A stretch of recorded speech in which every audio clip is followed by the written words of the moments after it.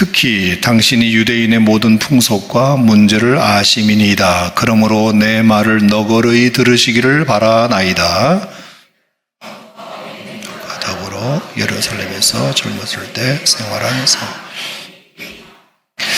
일찍부터 나를 알았으니 그들이 정은하려 하면 내가 우리 종교의 가장 엄한 팔을 따라 바리새인의 생활을 하였다고 할 것이라.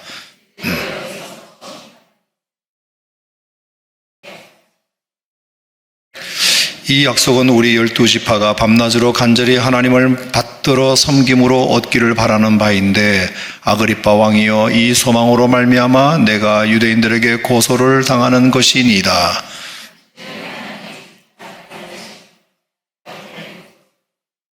나도 나사렛 예수의 이름을 대적하여 많은 일을 행하여야 될 줄 스스로 생각하고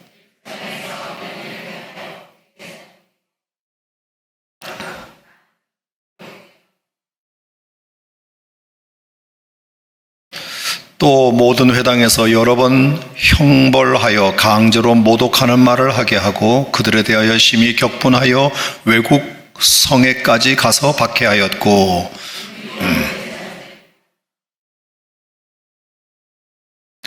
왕이여, 정오가 되어 길에서 보니 하늘로부터 해보다 더 밝은 빛이 나와 내 동행들을 둘러 비추는지라.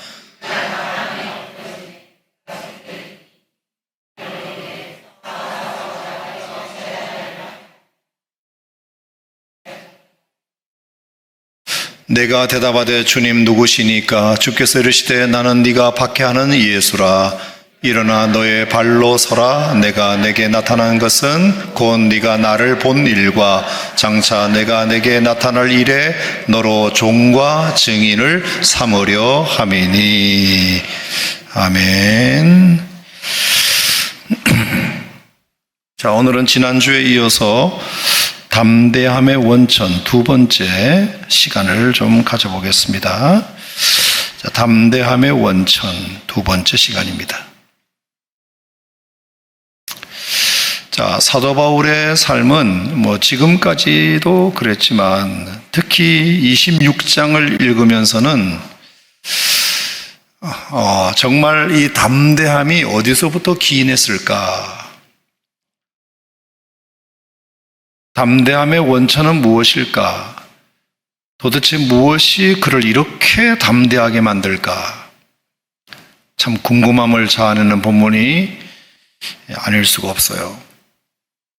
자, 우리 인생에도 담대함이 참 필요할 때가 많이 있지 않습니까? 왜? 우리를 불안하게 만들고 또 우리를 두렵게 만드는 일들이 너무 많기 때문에 그럴 때마다 용기가 필요하고 담대함이 필요할 때가 많은데, 저는 이 바울을 통해서 그런 것을 참 많이 배울 수 있는 이 본문이 아닌가 생각을 합니다.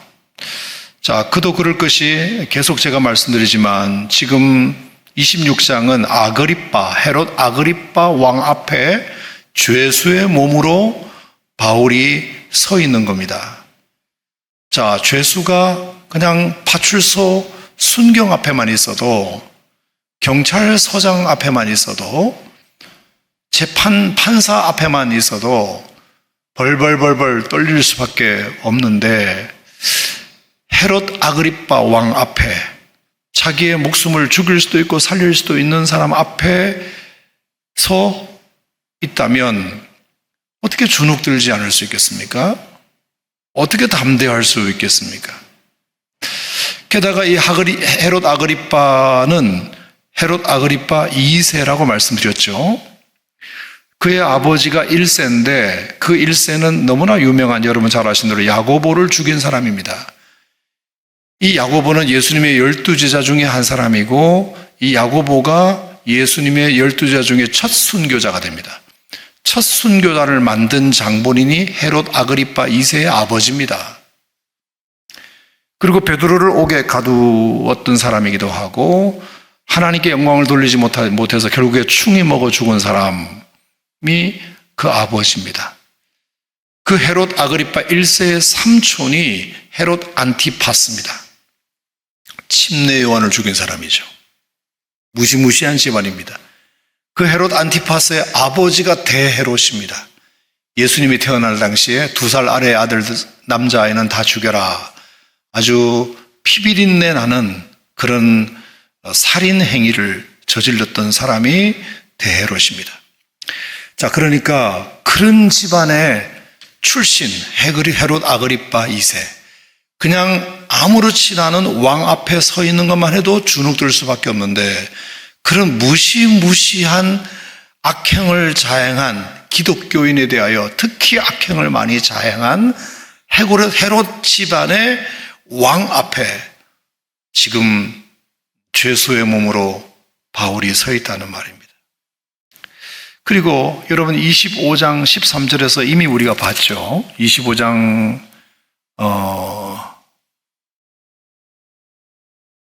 23절에 보면은 이튿날 아그리빠와 버니게가 크게 위엄을 갖추고 왔다, 이런 표현이 있었어요. 크게 위엄을 갖추고 왔다. 그러니까 그냥 있는 왕복을 있는 대로 다 입고 왔다. 그 버니게도 왕비 옷을 입고 오고, 그 다음에 천부장들 다 동원시키고 시의원 다 동원시키고, 그러니까 무슨 엄청난 행사를 하는 것처럼 그렇게 많은 고위 관리들이 다 나와가지고 그냥 죄수 한 명을 재판하는데, 이렇게 많은 사람들을 옷 입혀서 정복을 입혀서 동원시켰다는 것은 그냥 그 분위기로 한번 압도해 보겠다는 뜻 아니겠습니까? 뿐만 아니라 지금 이 상황은 어떤 상황이냐면은, 바울을 지금 감옥에 가두어서 뭔가를 이렇게 이제 죄를 뒤집어 씌워야 하는데, 아무리 벨릭스나 베스도 같은 사람이 신문을 해보고 이제 조사를 해봐도 로마법을 어긴 것이 전혀 없는 겁니다. 로마법을 어긴 것이 없어요. 그러니까 로마법에는 저촉이 되는 것이 하나도 없다 판단을 해서, 그러면 유대법에 저촉되는 것은 있는가? 그건 우리가 잘 모르니까, 당신 헤롯 아그리빠는 당신이 유대 출신이니까 당신이 정말 이 사람이 유대에서 무슨 법을 어긴 것이 있는지 한번 점검을 해달라. 자, 그런 거거든요. 그러니까 헤롯 아그리빠가 말 한마디를 어떻게 하느냐에 따라서 이 사람이 진짜 죄가 정해지고 안 정해지고가 결정되는 것입니다. 그도 저도 다 차치하고서라도 지금 26장의 이 상황은 바울이 지금 5번째 경험하는 사건입니다. 무슨 얘기냐? 똑같은 자기 변명을 5번째 하고 있어요. 5번째. 자, 사도행전 20장 말미에서 그가 이제 예루살렘으로 와가지고 가지 말라고 뜯어 말린 그 상황에서 하여튼 기어이 예루살렘으로 와가지고, 첫 번째가 이제 교인들에게, 예루살렘 성도들에게 자기 변명을 한번 했고요. 간증을. 두 번째는 이제 백성들에게 천부장이 기회를 줘가지고 한번 했죠. 백성들에게 했고, 세 번째가 산헤드린 공회 앞에서 또 한번 했어요. 같은 얘기를. 그 다음에 네 번째가 벨릭스 총독 앞에서 또 한 번 더 합니다. 또 한 번 더 해요. 그리고 오늘 아그리빠 왕 앞에서 똑같은 얘기를 지금 5번째 하고 있는 겁니다. 누구도 자신에 대해서 결론을 내리지 못하고 계속 미루기만 하고, 지휘관이 바뀔 때마다 내가 좀 들어봐야 되겠으니 한번 얘기해봐. 또 새로운 사람이 오니까 또 한번 얘기해봐.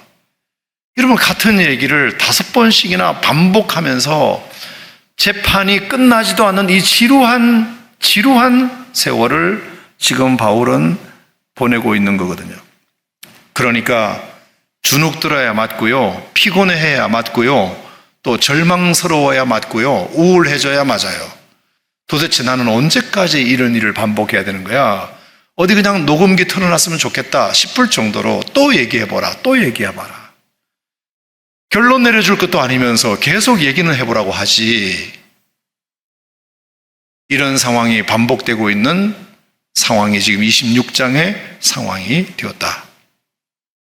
자, 그런데 26장에서 이제 지난 시간에 우리가 봤듯이, 자, 26장 보면은 이에 바울이 손을 들었다. 자, 손을 들었다는 말은 앞에 있는 어떤 사람이 대중을 향하여 연설을 할 때 이렇게 손을 들고 이렇게 연설을 하는 이 모습과 비슷하다고 생각하시면 됩니다.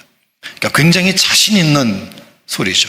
이렇게 주눅 들어가지고 제가요 이런 게 아니고 아주 그냥 두 손을 뻗어서 여러분 제 얘기를 한번 들어보라고, 어떤 자신만만한 웅변이나 연설을 할 때 손을 드는 모습이 바로 이 모습입니다.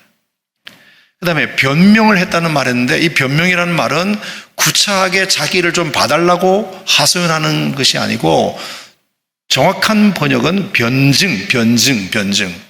자기가 알고 있는 사실을 논리적으로 설득력 있게 말하는 것을 변증이라고 합니다. 그러니까 지금 크게 위험을 갖추고 있는 왕과 왕비와 천부장과 시의회 의원들 앞에서 죄수의 몸인 바울이 마치 대중 강연자가 백성들에게 연설을 하는 듯이 손을 들어서 펼치면서 자신이 믿는 것을 논리적으로 사람들에게 설득하고자 하는 모습이 26장이란 말입니다. 자, 뿐만 아니라 지난주에는 제가 이런 말씀을 드렸어요. 모든 일을 당신 앞에서 변명하게 된 것을 다행히 여기나이다. 이 다행이라는 말이 복으로 여기나이다. 그렇게 말씀을 드렸죠. 자, 어떻게 이런 이야기를 또 하게 된 것이 나에게 복이라고 여긴다, 이런 표현을 썼을까요? 자, 그것은 사도행전 9장 15절 말씀에서 이미 여러분들에게 말씀을 드렸습니다. 자, 그가 다메섹 도상에서 예수님을 만나고 난 다음에 아나니아라는 선지자에게 이제 의탁되게 되는데, 그 아나니아라는 선지자에게 성령께서 나타나셔가지고 조금 있으면 너를 찾아올 어떤 사람이 있을 텐데 그 사람을 잘 영접을 해라. 누굽니까? 사울이라는 사람이다. 사울이라는 사람요? 그 사람 아주 못된 사람이고 다메섹에 오는 이유도 예수 믿는 사람들을 잡아 가두기 위해서 오는 걸로 알고 있는데요. 아니다. 그러면서 이 사람은 임금들과 이방인들과 이스라엘을 위하여 내 이름을 증거하기 위하여 택한 나의 그릇이다. 이렇게 아나니아에게 말해줘요. 그래서 그 아나니아로 하여금 바울을 영접하도록 미리 예수님께서, 성령님께서 이제 말씀을 해 놓으십니다.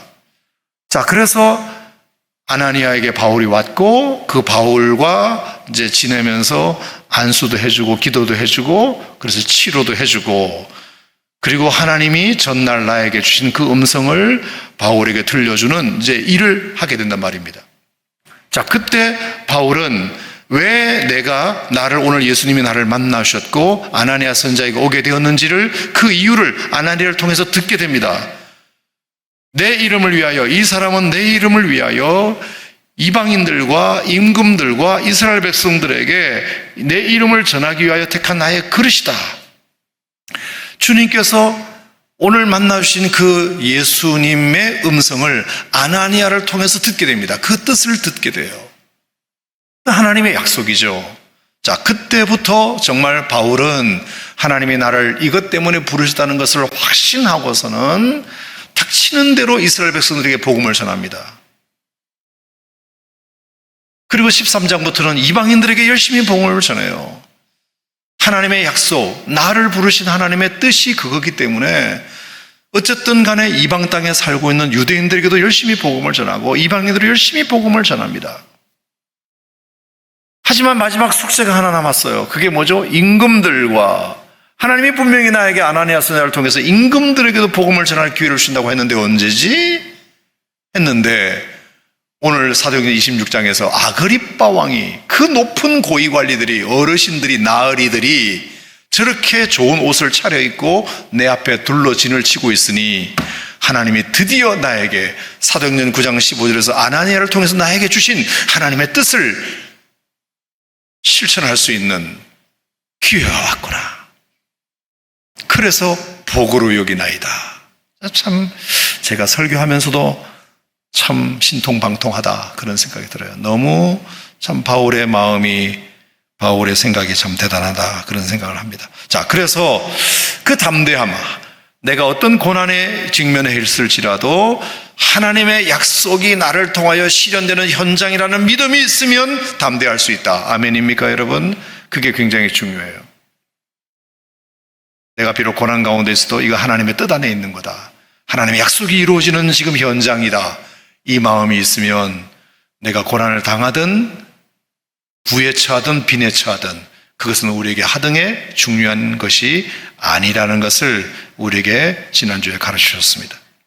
자, 또 하나는 오늘 우리에게 주시는 담대함의 원천은 4절 5절 말씀인데요. 우리 같이 한번 읽어볼까요? 4절 5절 시작. 내가 처음부터 내 민족과 더불어 예루살렘에서 젊었을 때 생활한 상황을 유대인이 다 아는 바라. 5절에 일찍부터 나를 알았으니. 자, 여기에 아는 바라, 알았으니. 참 재밌는 표현이에요. 자, 내가 어떤 사람인지 처음부터 나의 민족과 더불어 예루살렘에서 젊었을 때 내가 어떻게 생활해 왔는지를 유대인들이 다 알고 있는 바 아닙니까? 만약에 그들이 나를 일찍부터 알았기 때문에 그들이 만약에 나에 대해서 증언하려 한다면 내가 우리 종교의 가장 엄한 팔을 따라 바리새인의 생활을 하였다고 그들도 증언할 겁니다. 이 말은 내가 어려서부터 젊었을 때부터 어떤 삶을 살아왔는지 사람들이 다 압니다. 그렇지. 나에 대해 모르는 사람이 아무도 없습니다. 여러분, 이 말이 참 재미있는 말이에요. 참 저에게도 많이 느껴지는 바가 있었는데, 내가 어떤 사람이었는지 나를 고발한 자들도 너무 잘 안다는 겁니다. 나를 너무 잘 알고 있지 않냐.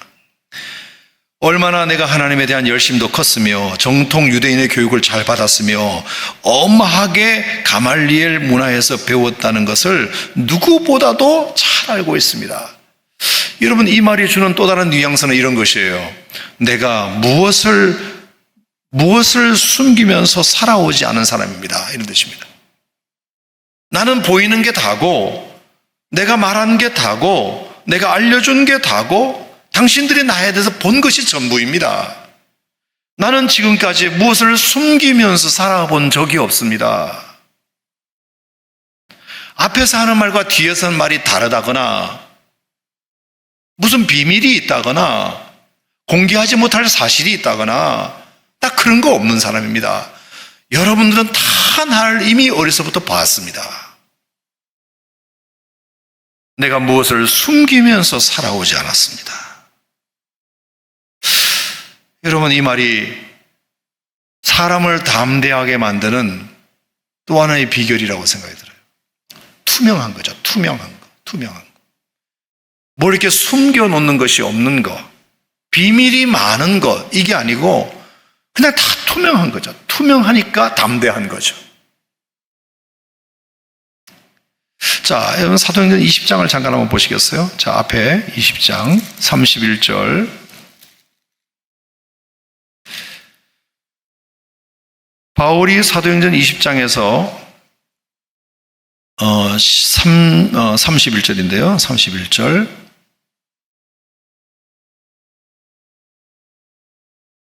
자, 이런 얘기를 밀레도에 있는 장로님들에게 합니다. 바울이 뭐라고 말하느냐? 자, 31절입니다. 시작. 그러므로 여러분이 일깨어 내가 3년이나 밤낮 쉬지 않고 눈물로 각 사람을 훈계하던 것을 기억하라. 자, 이 말이 뭐죠? 내가 3년이나 밤낮 쉬지 않고 눈물로 사람들을 가르쳤던 것을 기억하라. 이 말은 뭡니까? 너희들도 당신들도 나를 다 알고 있지 않느냐, 그런 뜻이죠. 자, 32절입니다. 지금 내가 여러분을 주와 및 그 은혜의 말씀에 부탁하노니 그 말씀이 여러분을 능히 든든히 세우사 거룩하게 하심을 입은 모든 자 가운데 기업이 있게 하시리라. 33절 시작. 내가 아무의 은이나 금이나 의복을 탐하지 아니하였고 여러분이 아는 바와 같이 이 손으로 나와 내 동행들이 쓰는 것을 충당하여 범사에 여러분에게 모본을 보여준 바와 같이 수고하여 약한 사람들을 돕고. 자, 이게 뭐죠? 내가 어떤 음이나 금이나 의복을 탐한 적이 없다. 여러분도 잘 아시지 않냐? 나는 오직 내 손으로 말미암아 내 동행들이 쓰는 것을 충당해 왔고 여러분들에게 모범을 보여줬고 수고하고 약한 사람들을 도우면서 살았다. 여러분도 너무 잘하지 않냐? 내가 어떻게 살아왔는지. 여러분, 이건 정말 양심의 거리낌이 없어야 할 수 있는 소리죠. 내가 은을 탐한 적이 있습니까? 금을 탐한 적이 있습니까? 의복을 탐한 적이 있습니까? 여러분에게 모범을 보여주려고 얼마나 많이 수고했습니까? 약한 사람들을 얼마나 많이 도왔습니까? 여러분에게 정말로 많은 본을 보여주었습니다. 어떻게든지 내 동행들이 쓰는 것을 내가 충당해 보려고 노력했다는 것을 여러분이 알지 않습니까? 여러분, 이것은 정말로 그렇게 살아오지 않으면 말할 수 없는 일이죠. 여러분이 아시는 것처럼 이렇게 여러분도 나를 인정하는 것처럼 내가 그렇게 살아온 사람입니다. 그렇게 살아오지 못하면 절대로 말할 수 없는 고백들이죠. 자, 그 앞에도 한번 보시겠어요?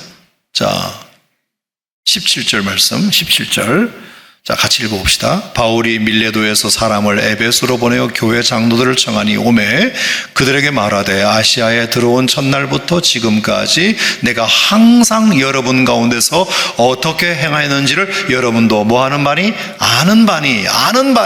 여러분도 잘 아시죠? 내가 에베소에 와서 어떻게 첫날부터 지금까지 행했는지를 여러분도 잘 아시잖아요. 그러면서 겸손과 눈물이며 유대인의 간계로 말미암아 당한 시험을 참고 주를 섬겼고 유익한 것은 무엇인지 공중 앞에서나 각 집안에서나 거리낌이 없이 여러분에게 전하여 가르쳤고 유대인과 헬라인들에게 하나님께 대한 회개와 우리 주 예수 그리스도에 대한 믿음을 증언한 것이라. 얼마나 내가 에베소에 와서 처음부터 지금까지 항상 여러분들에게 내가 어떻게 가르쳤는지 어떻게 목회했는지 여러분도 너무 잘 아시지 않습니까?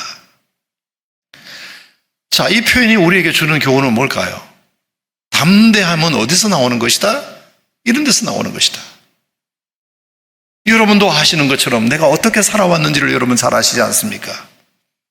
뭔가 마음속에 꿀리는 것이 있고 감추는 것이 있으면 절대로 이렇게 말을 못하죠. 근데 이렇게 말하는데 어느 누구도 그것을 고발하거나 고소할 사람이 없는 겁니다. 왜? 그 말이 사실이니까. 바울이 어떻게 목회해왔고 바울이 어떻게 우리를 가르쳐왔고 바울이 어떻게 우리를 겸손하게 우리를 위해서 눈물을 흘려왔고 그가 어떻게 해왔는지를 우리는 너무 잘 알고 있기 때문에 바울이 그렇게 말하는 것에 대하여 대꾸할 것이 없는 겁니다. 이것이 바울로 하여금 담대하게 만들고 그를 당당하게 만든 또 하나의 비결이다. 여러분, 사람이 잘못하면 숨게 되어 있습니다. 그렇죠? 경찰이 저기 있으면 돌아가게 되어 있습니다. 내가 당당하면 가지만 내가 뭔가 죄를 지은 것이 있고 부끄러운 것이 있고 캥기는 것이 있으면 그 사람 앞에 잘 서지 못하는 것이 그럼 인지상정 아닙니까? 여러분, 우리가 죄 짓지 말고 당당하게 살아야 되는 이유는 바로 이것입니다. 우리가 죄가 있으면 하나님 앞에 당당하지 못합니다. 하나님 앞에 담대하지 못해요. 그러니까 찬양을 해도 기쁨이 없어요. 뭔가 하나님과 나 사이에 가로막힌 담이 있기 때문에 그렇습니다. 사람과 사람 사이도 마찬가지고 하나님과 나 사이도 마찬가지고 주님이 하시지 않습니까? 이렇게 말할 수 있는 여러분 되시기를 바랍니다. 우리가 하나님 앞에 기도할 때 주님이 나 아시지 않습니까? 이게 얼마나 좋은 고백인지 몰라요. 주님이 내 처지를 아시지 않습니까? 주님이 내가 어떻게 살아왔는지를 주님이 아시지 않습니까? 여러분, 그렇게 말할 수 있기를 바랍니다. 그게 담대함. 여러분들에게도 여러분이 저를 아시지 않습니까? 제가 어떻게 살아왔는지 여러분도 잘 아시지 않습니까? 이렇게 말할 수 있으려면 내가 그만큼 그렇게 잘 살아야 한다는 뜻이 되니까. 담대함. 알아도 부끄럽지 않는 그런 신자가 되는 것이 우리에게 담대함을 주는 또 하나의 요소이구나 하는 것을 제가 깨닫게 됩니다. 또 하나 여러분들에게 담대함의 원천을 설명을 드리면 그건 하나님을 만난 경험이다. 하나님을 만난 경험이다. 자, 우리로 하여금 담대하게 만드는 또 하나의 비결, 바울로 하여금 이렇게 주눅들지 않고 당당할 수 있는 비결은 그가 하나님을 만난 경험이 있기 때문에 그렇습니다. 자, 이것은 뭐 여러분이 잘 아시는 대로 26장에 쭉 읽어보면 다 아시는 내용이죠. 자, 26장 몇 절부터 한번 보실까요?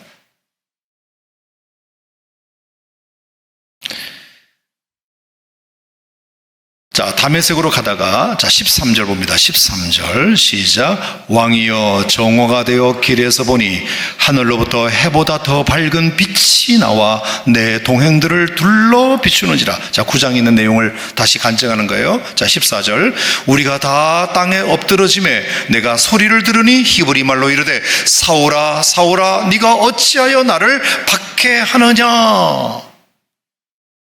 강렬한 빛을 다메섹 도상에서 만났고, 그리고 분명히 내 이름을 2번 부르시는 하나님의 음성을 들었다는 겁니다. 사울아 사울아 어찌 저분이 나를 아시는지 내 이름을 분명히 2번 부르시고, 그 다음에 어찌하여 나를 박해하느냐. 내가 언제 예수님을 박해한 적이 있나요? 예수님을 만난 적도 없는데 어떻게 예수님을 박해할 수 있나요? 그러니까 그는 교회를 박해한 것이 곧 예수님을 박해한 것이었고, 그 예수님은 교회를 박해한 것을 예수님을 박해한 것으로 간주하여 주님이 그렇게 말씀하셨다는 것을 깨닫게 된 거죠. 주님 누구십니까? 라고 물었더니 나는 네가 박해하는 예수라. 분명히 또록하게 2번씩이나 내가 예수라고 이렇게 말씀하시는데 어떻게 바울이 그것을 부인할 수가 있겠습니까? 그 경험. 다메섹에 있는 예수 믿는 사람들을 잡아 가두기 위해서 출장정을 끊어서 가다가 거의 3분의 2, 5분의 4 지점에 도착했을 즈음에 낮 12시에 정오의 태양보다 더 강렬한 빛 가운데 눈이 물어졌고 쓰러졌고, 그 쓰러진 가운데 음성이 들렸는데 사울아 사울아, 분명히 자기 이름을 2번 부르는 것을 들었고, 내가 들었고 빛을 봤고, 그리고 누구냐고 물었더니 나는 네가 박해하는 예수라고 말씀하시고,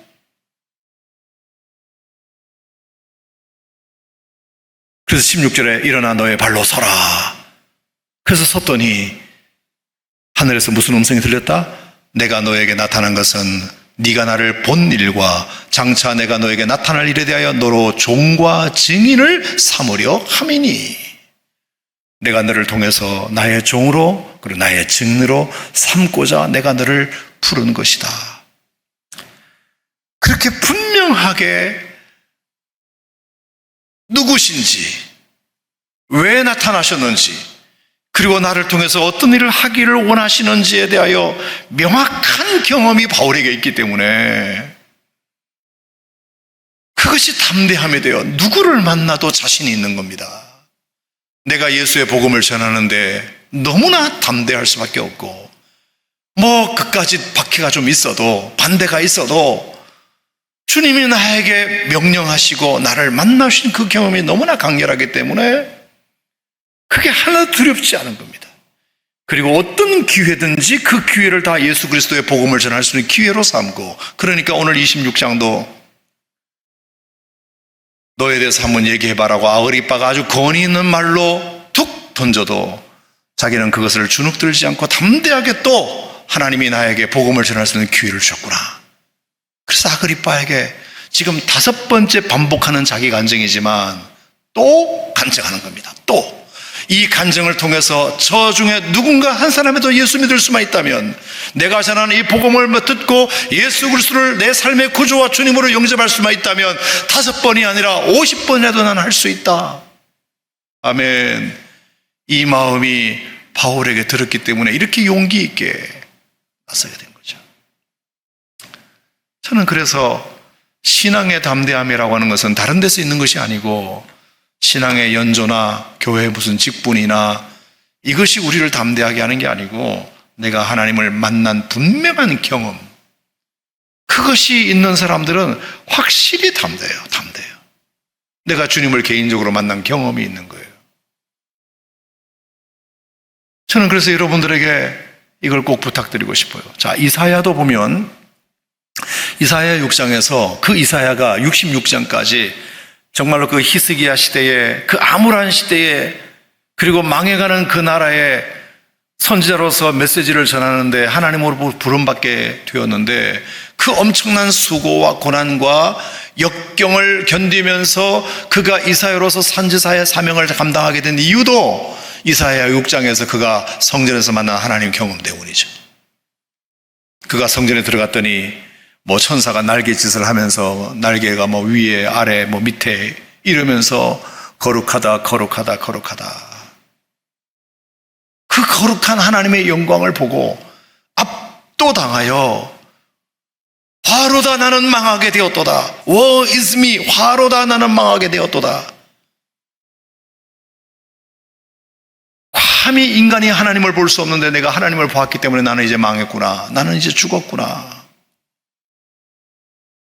그랬을 때 성령께서 하나님이 나타나셔가지고 뭐 이렇게 그 부직갱이로 이렇게 핀 숯을 이렇게 가져다가 눈에다가 발라가지고 너의 죄가 사함 받았다. 주님이 그렇게 말씀해 주시고 그러면서 하나님의 음성이 들리기를 누가 우리를 위하여 갈고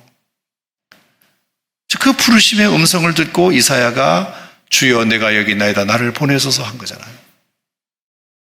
자, 그런 그 경험 어느 누구도 함께 공유하지 않은 경험이지만 하나님과 나 사이의 1대1의 그 은밀한 경험이 그 비밀 같은 경험이 이사야에게는 너무 분명했기 때문에 앞으로 그가 어떤 사역을 하나님이 맡기시든 어떤 고난이 오든 상관없이 그 경험이 결국에 끝까지 가는 충성하는 힘이 되었던 거죠. 여러분 그러고 보면 성경에 나오는 모든 믿음의 위인들은 다 하나같이 그런 경험이 있었던 사람들이에요. 모세에게는 어떤 경험이 있었나요? 모세가 처음에는 내가 안 간다 저 안 합니다 했을 때 뭐 손을 이렇게 집어넣어 봐라 뭐 이런 거 있잖아요. 문둥병이 되고 나오니까 깨끗하게 되고 지팡이를 집었더니 뱀이 되었다가 다시 집었더니 지팡이가 되고 그런 경험이 있단 말입니다. 그런 경험을 통해서 거룩한 곳이니 내 손에서 내 발에서 신을 벗어라. 하나님을 개인적으로 만난 그 경험이 분명히 있었기 때문에 모세로 하여금 그 어려운 그 사명을 감당하게 되었던 것도 있다. 엘리야도 마찬가지고 다윗도 마찬가지고 다 하나님을 만난 개인적인 경험이 있는 거예요. 그 경험이 힘을 내게 만드는 것입니다. 자, 모세에게 그런 경험이 있기 때문에 그래서 10가지 재앙이라는 그 재앙을 통해서 하나님께서 이스라엘 백성들을 살려내시고 그 애굽을 벌하시는 그 경험이 있기 때문에 홍해라는 곳 앞에서도 모세가 이스라엘 백성들에게 당당하게 말하는 겁니다. 너희는 가만히 있어. 오늘 너희를 위하여 행하신 여호와의 구원을 보라. 이런 담대함이 다 어디서 나왔다? 내가 하나님을 만난 경험에서 나오는 거죠. 경험에서 나오는 거죠. 오늘의 결론은 그겁니다. 신앙을 50년, 교회를 50년, 60년 다녀도 나에게 정말 이런 담대함이 없다면 여러분 체크 한번 해보세요. 내가 하나님을 만난 경험, 설교 들은 경험, 성경 공부하는 경험이 아니라 내가 하나님을 정말로 1대1로 만난 그 경험이 있어요. 경험이. 그러면 그것 때문에 좌절하거나 넘어지지 않거나 넘어지지 않습니다. 포기하지 않아요. 시험 들지 않아요. 낙담하지 않습니다. 토라지지 않습니다. 치워버리지 않습니다. 그 경험이 있는데 어떻게 내가 감히 그 자리를 떠납니까? 뭐 저에게도 그런 것이 있어. 저는 뭐 대단한 어떤 뭐 사인을 하나님 앞에 받은 건 아니지만 그 어떤 순간 하나님께서 나에게 주신 어떤 뭔가가 있어요.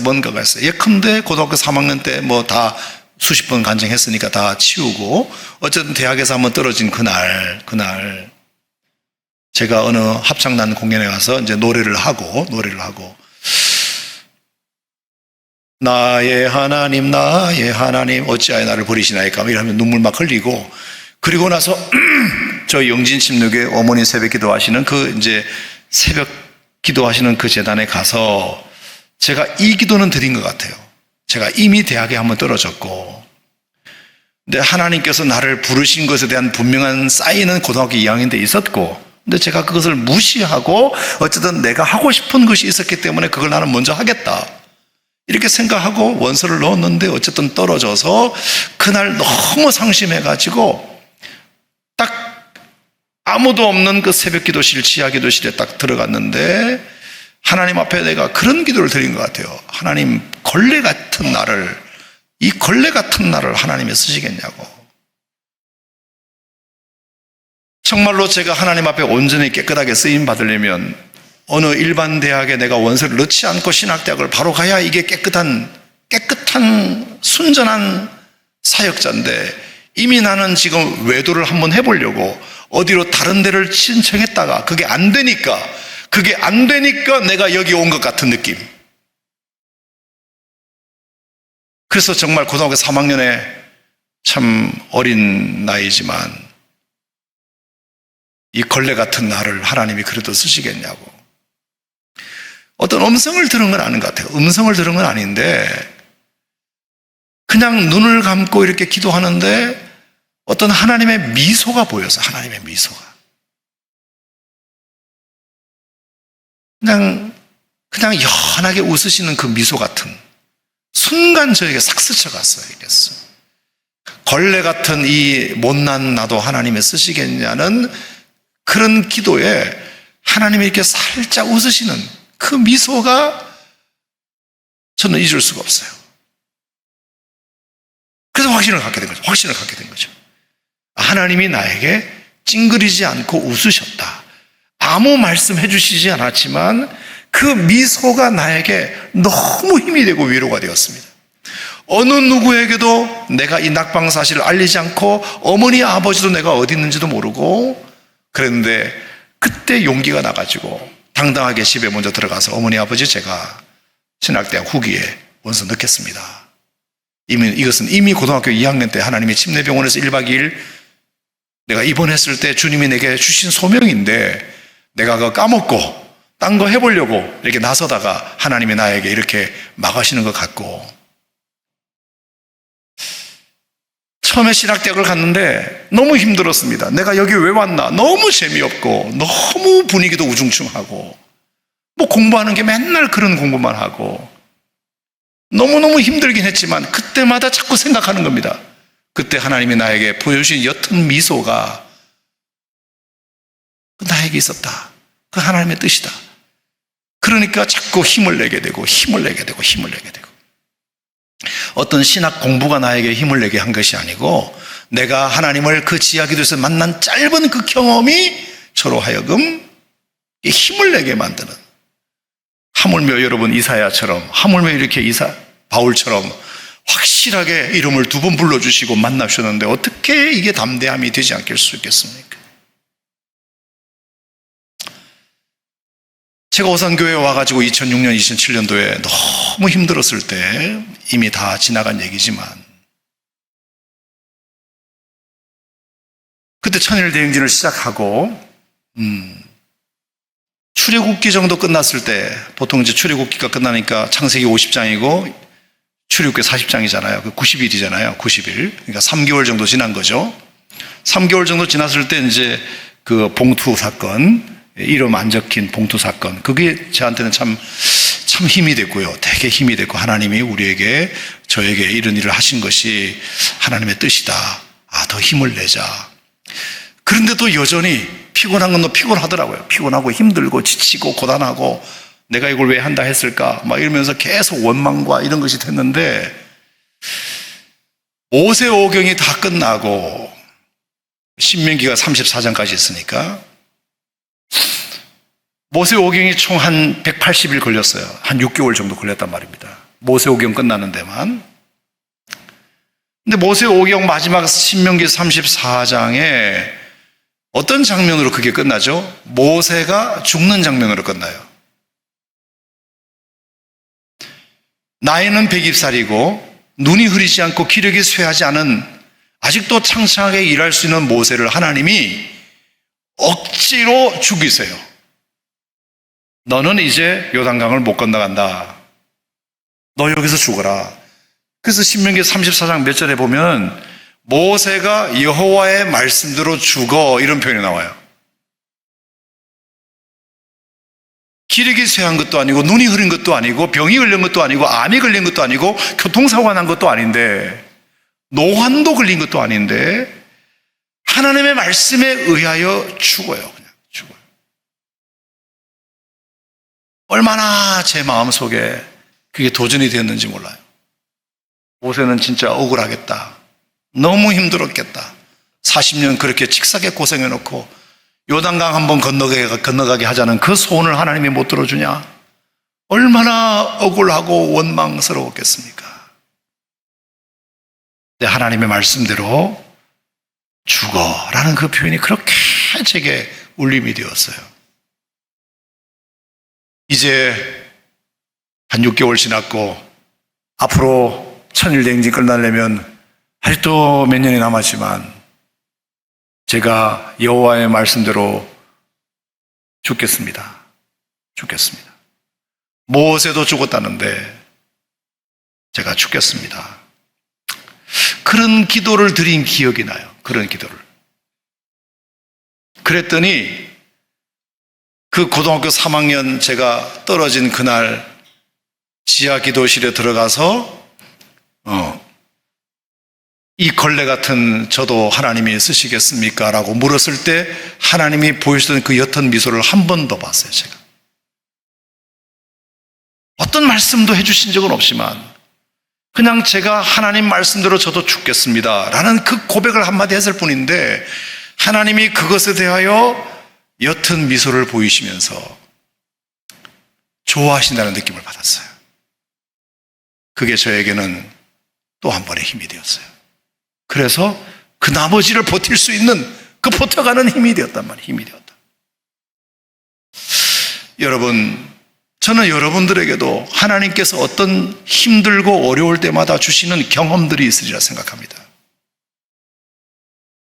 경험이 없으면 경험이 있기를 바랍니다. 오늘 이 밤에라도 하나님께서 그렇게 만나 주시기를 바랍니다. 결국은 나를 담대하게 끌고 가는 지속 가능한 힘은 그 직장에서 오래 버티게 만드는 힘은 오르는 연봉, 올라가는 직급, 그리고 그 회사가 나에게 제공해주는 어떤 복지 혜택, 이것이 그 회사를 더 오랫동안 근무할 건가 말 건가를 결정하게 하는 힘이라면 여러분이 신앙생활의 힘은 다른 데 있는 것이 아니라 내가 하나님을 만난 그 경험, 내가 개인적으로 하나님을 만난 그 경험, 이 다메섹 도상에서 바울이 만난 경험, 이사야가 성전에서 하나님을 만난 그 경험, 모세가 그 미디안 광야에서 겪었던 하나님의 그 하나님을 만난 그 경험, 그 경험이 앞으로 어떤 어려움이나 역경이나 오해나 억울함이나 지루함이나 힘듦을 이겨내는 힘이 되는 거죠. 저는 오늘 여러분들에게 이들은 기도하는 마음으로 금양로 기도의 강단에 섰습니다.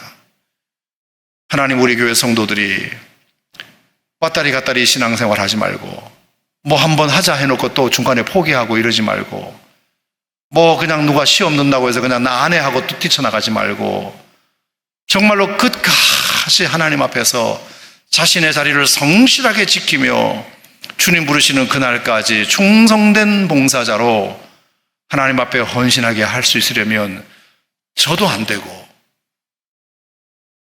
어떤 그분에게 제대로 밥을 여러 번 사준다고 되는 것도 아니고 그분의 비율을 잘 맞춰준다고 되는 것도 아니고 결국은 그분이 하나님을 개인적으로 만난 경험이 있어야 그 경험 때문에 하나님의 살아계심을 한번 느껴봐야 우리의 신앙생활을 지속 가능하게 만드는 힘이 될 수 있으니까 오늘 이 밤에 기도하는 가운데 그런 일이 일어났으면 좋겠다. 그렇게 기도하고 강단에 올라왔습니다. 제가 우리 성도들 이렇게 보면서 그런 분들이 계세요. 하나님을 만난 경험이 있는 사람들이 있어요. 확실히 그분들은 달라요. 신앙생활을 어떤 역경을 이겨내는 힘이 있어요. 어떤 유혹을 이겨내는 힘이 있고요. 어떤 고난을 이겨내는 힘이 있어요. 담대함이 보여요. 근데 그렇지 않은 사람들은 불안해요. 흔들려요. 자꾸 흔들려요. 언제 뒤로 돌아가 하게 될지 몰라요.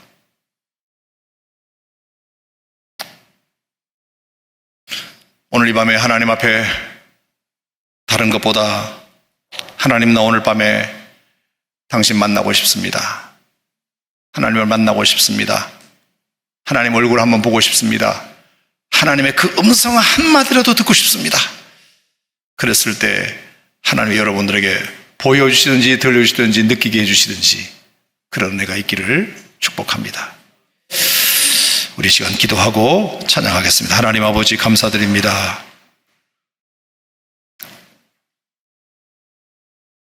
바울의 담대함의 원천, 그는 누구를 만나든지 속이는 것이 없었고 감추는 것이 없었고 다 당신들이 아는 것처럼, 내가 어떻게 살아왔는지 아는 것처럼, 내가 어떻게 살아왔는지 당신들도 다 알지 않습니까? 이 투명한 삶이 바울에게는 담대함이 됐고, 또 하나 그가 다메섹 도상에서 만난 예수님 경험, 그 예수님이 자기 이름을 불러주시고 그 예수님이 자신에게 사명 주시고 그 경험이 너무나 진했기 때문에 그 경험을 말하는 것에 대하여 지루해하지 않았고 실증나지 않았고, 그런 기회가 있을 때마다 또 얘기하고 또 얘기하고 또 얘기하는 이 모습을 보면서 참 우리에게도 그런 경험이 있기를 하나님 간절히 원합니다. 사도 바울과 같은 그런 극적인 만남은 아닐지라도 하나님 나에게도 그런 경험을 주십시오. 하나님 만나면 대한 경험을 주십시오. 작은 세미한 음성이라도 좋으니, 그냥 스쳐가는 하나님의 옅은 미소라도 좋으니 하나님을 느끼고 하나님을 경험할 수 있도록 도와주시옵소서. 우리가 유일하게 기도해야 될 것은 이 밤에, 하나님 오늘 이 밤에도 내가 주님을 만나기 원합니다. 주님의 얼굴을 배웁기 원합니다. 주님의 음성을 듣기 원합니다. 주님이 나를 잡아주시는 느낌을 받기 원합니다. 주여, 우리에게 이 경험, 이 체험이 우리 가운데 있게 하여 주셔서 우리의 신앙이 흔들리지 않고 지속 가능한 믿음 되도록 하나님 축복해 주시옵소서. 이 시간 기도할 때 주님 그렇게 우리를 만나실 줄 믿사옵고 예수님 이름으로 기도하옵나이다. 아멘.